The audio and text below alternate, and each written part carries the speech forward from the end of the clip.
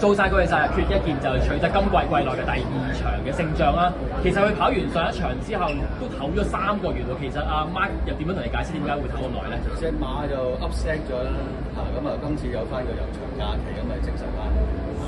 咁當然練馬師功勞好犀利，騎師都係啊。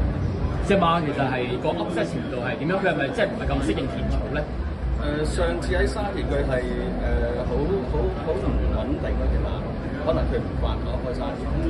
咁你有足夠時間去俾佢唞咗，咪變咗隻馬會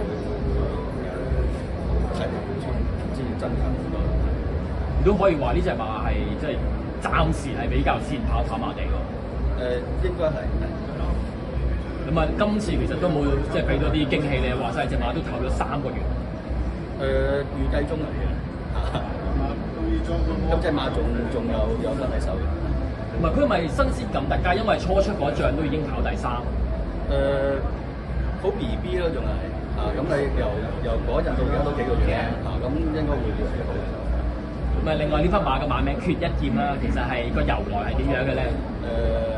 香港嗰2個冠軍啦，奧運冠軍，即係香港1個金牌好難㗎啦，即係我哋係出到2個金牌，金牌攞嚟鼓勵大家即係香港人繼續努力就係咁啦。咁啊，亦都預祝缺一劍喺升上3班之後繼續贏，希望。再一次恭喜晒你 ，thank you，唔該晒。